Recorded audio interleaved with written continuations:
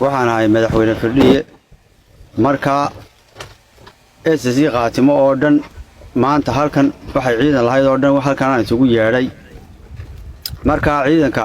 waxaan u hayaa war farxad leh oo wacyigelin farxad leh ayaan u hayaa marka ciidano waxaan idin leeyahay warka farxad leh aan idin sheegayo nin walba dhagaafo dhagahaaga iyo indhahaagu ha wada socdaan waa war farxad leh dhageysi wacan khudbadaydaas maanta waa khudbadii ugu dambeysay hadaan ahay firdhiye gayigan ugu dambeysay weeye marka waa inaad dhageysataan khudbadaas waxay ku saabsan tahay marka hore daraad waxay naga goosay laba inan oo wata gaari siikaawiya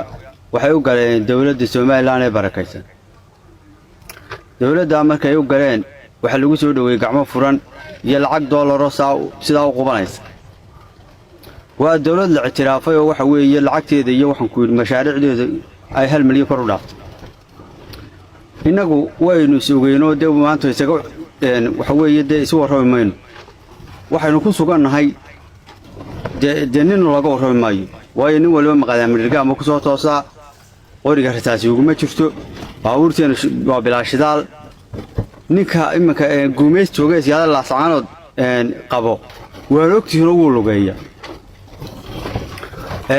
baabuur maca shacabku waxba ma hayo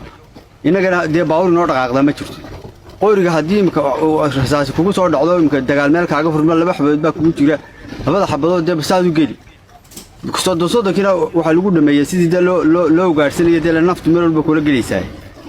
marka waxa weeye dee dhibtaynu qabno waa garanaysaan marka ciidana uu isaga warrami mayno dhibtaynu qabno haddayna SSC qaatimo isaga warrami mayno inamadaas lacag baa lagu soo dhaweeyay lacag baa afka markiiba loo geliyay way la soo hadleen aniga horta $50 ayay soo direen inamada horta waan u duceynaya aad iyo aad baan ugu duceynay waxaan leeyahay inamada noolaada $50 oo soo direen kiradii guriga ama iska bixiyay waxna reerkii aan biyo ugu shuba hadda inamadaas waa mahadsan yihiin way naga fujiyeen marka waxa weeye waxaan idin kula talinayaa nin walba dawlad taasayno ah awal hore iyadaynu ka tirsanay Soomaaliya waynu ognahay waynu ognahay iyadayna qaladay been bayno sheegtay dabadna dabaynu dhuusay la isaga warrami maayo marka waxa weeye nin walba dawlad taasayno ah Soomaaliland baa dawladda barakaysan nin walba hadda waata gumeys inta u jirta nin walba imika qabo oo iska dhiib